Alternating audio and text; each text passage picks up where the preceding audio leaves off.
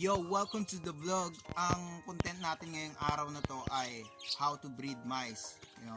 Syempre kung nag-aalaga ka ng mga exotic pets like snakes, ball python, ganyan.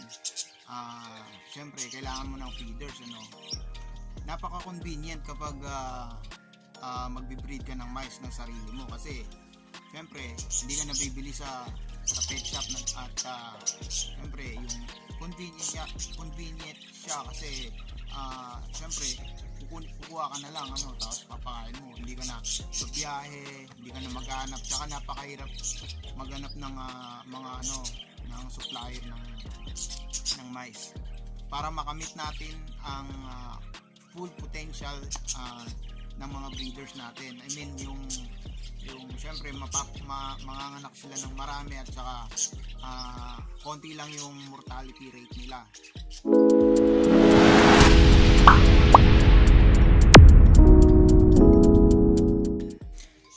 So ayun ang mga breeder ko na mice. Ayan. Bali dalawang sistema yung ginagamit ko. Bali dito sa ganitong bin 12 liters. Ang ratio ko dito is 3:1 or 4:1, so that's tatlong babae, isang lalaki, or apat na babae, isang lalaki. Okay, so bali ito ang part 1. Ang part 2 i-discuss ko naman yung sa ganon, sa medyo malalaking bin. Ang mga mice talaga is sa una, pag mga unang anak nila o first timer moms, hindi sila marunong mag-alaga, so hindi nila alam na pag nanganak sila is hindi nila alam na mag-alaga. Minsan kinakain nila, so yun tawag doon cannibalism. So kinakain nila yung mismong anak nila. Kaya ang ginagawa ko, pag may datihan na akong nanay, nilalagay ko doon sa mga first time mom para maobserba nila mice na marunong na mag-alaga, so gagayahin nila yon.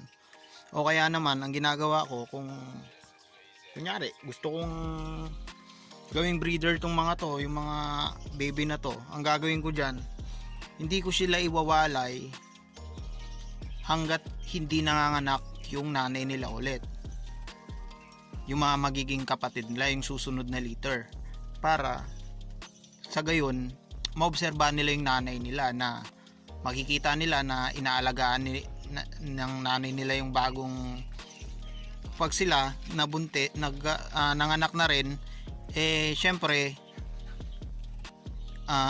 gagayahin nila yon, na syempre naobserbahan nila dun sa nanay nila, so gagayahin nila yon na alagaan nila yung mga anak nila.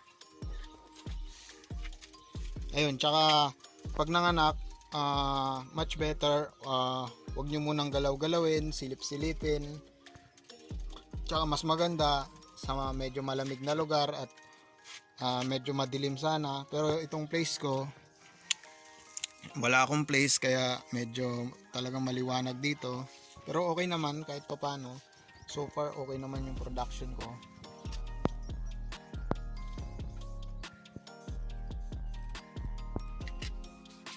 Tingnan naman natin itong mga dito. Itong mga to medyo malapit na iwalay. Ayan.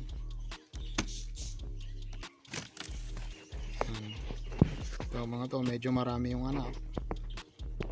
Ayan guys.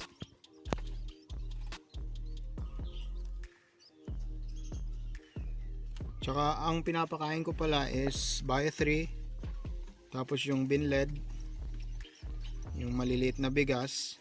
Nagbibigay din ako ng palay. Tsaka pag malapit na mga anak yung breeder ko is nagbibigay ako ng malunggay para malakas yung gatas. O kaya naman pag medyo may budget, binibigyan ko sila ng dog food, yung top breed, kasi yun yung pinakamura. Medyo maganda-ganda yung performance ng mga mice na nanay pag dog food ang binibigay ko.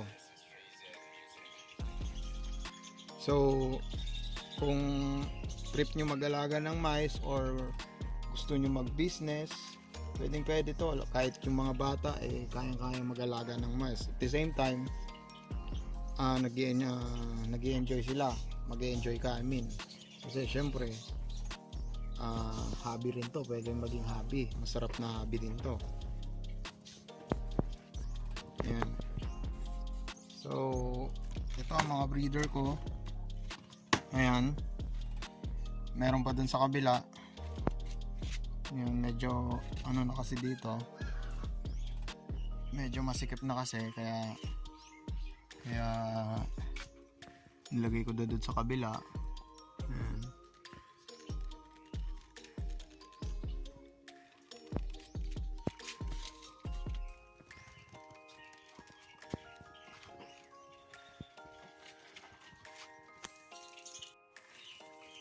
At saka pala, let's say itong mga to gusto mong maging breeder, ang ginagawa ko is pinagsasama ko na sila 1 month old, kasi pag malalaki na yan tsaka mo pinagsama, may malaki yung possibility na mag-away-away sila at magpatayan, lalo na yung mga mga male. Importante din na malinis ang kulungan nila, kasi pag madumi ang mga daga, ayaw mag-breed ng mga lalaki kapag madumi yung kulungan. Ang mga mais nagbi-breed yun typically mga 3 months at nagbubuntis sila ng 18 hanggang 21 days. Yun yung gestation period nila. Tapos 1 month, pag medyo malakas na kumain, winawalay ko na yung mga baby.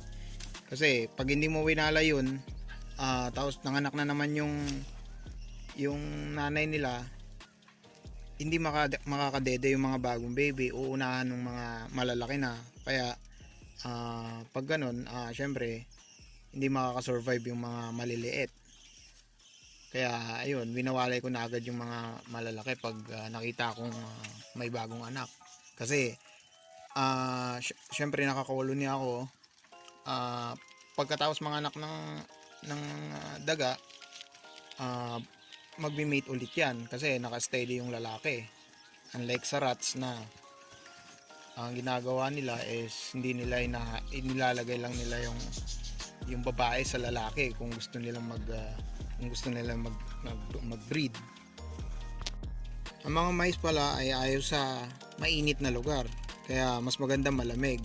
So dito sa lugar ko, eto, kugon, medyo may konting araw paghapon pero okay lang. Kaya okay pag ganito yung setup mo. Napakadali lang mag-breed ng mais. Hindi siya ganun kakomplikado, lalo pag ganung setup lang.